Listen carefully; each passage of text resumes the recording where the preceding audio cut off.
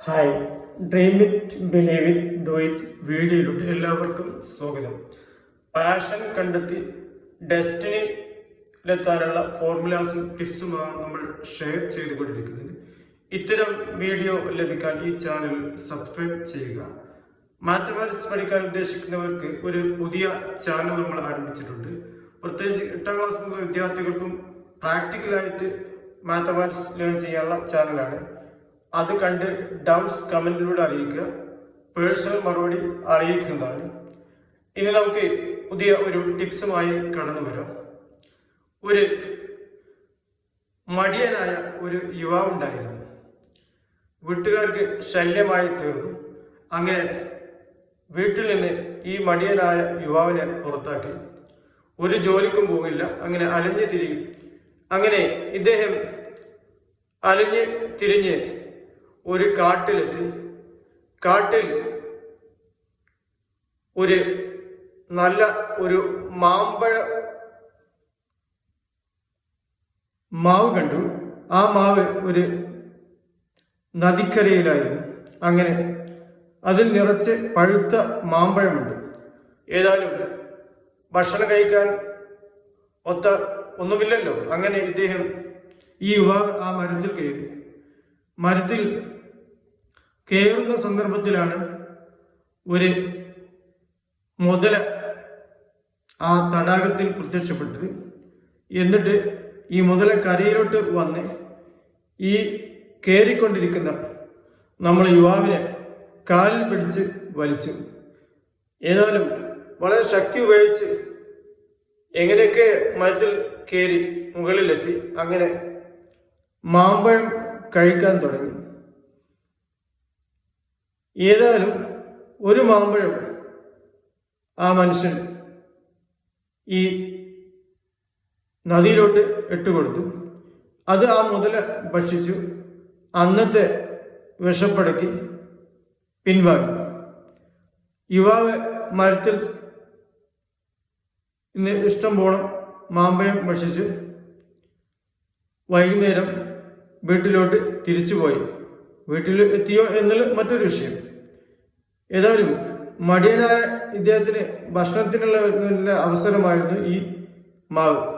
പിറ്റേ ദിവസവും അദ്ദേഹം ഈ മരത്തിൽ കയറി മാമ്പഴം കഴിക്കാനാണ്. അന്ന് മുതല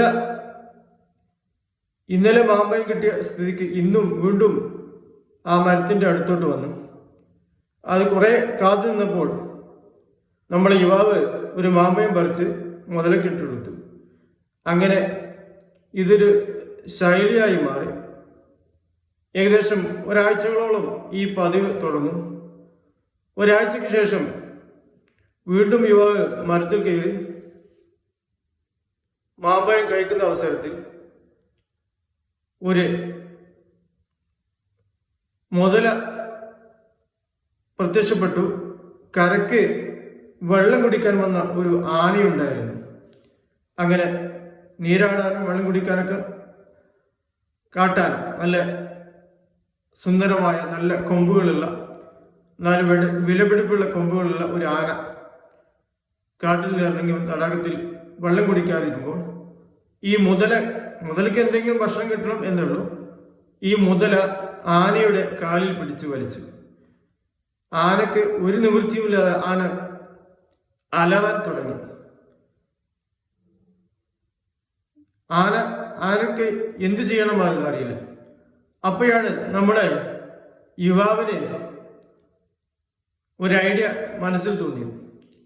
ഒരു മാമ്പഴം പറിച്ച് പുഴയിലിട്ട് ഇട്ടുകൊടുത്തപ്പോൾ മുതല ആ മാമ്പഴം ഭക്ഷിച്ച് അന്നത്തെ വിഷപ്പടക്കി പിൻവലിച്ചു. ആന രക്ഷപ്പെടുകയും ചെയ്തു. അങ്ങനെ ഈ മരത്തിലോട്ട് വന്ന ആന ഈ മരത്തിൽ നിന്ന് ഇറങ്ങുമ്പോൾ തൻ്റെ തുമ്പിക്കൈ കാണിച്ചു കൊടുത്ത് തൻ്റെ പുറത്തോട്ട് കയറുന്ന പരുവത്തിൽ ആന നിന്നു കൊടുക്കുകയും എവിടേക്കാണോ ആന യുവാവിന് പോകേണ്ടത് അവിടെ എത്തിച്ചു കൊടുക്കുകയും അങ്ങനെ ഒരുപാട് ദിവസങ്ങളോളം ആനപ്പുറത്തായിരുന്നു ഈ യുവാവിന്റെ യാത്ര. അങ്ങനെ ഈ ആന ക്രമേണ ഈ യുവാവിനോട് കൂടുതൽ ഇണങ്ങി യുവാവിന് പറയുന്ന കാര്യങ്ങളൊക്കെ ആന ചെയ്തു കൊടുക്കും. നല്ല വിലപ്പെടുള്ള പ്രീഷ്യസ് അല്ലെങ്കിൽ അപൂർവം ആനകളിൽ ഒന്നാണ്.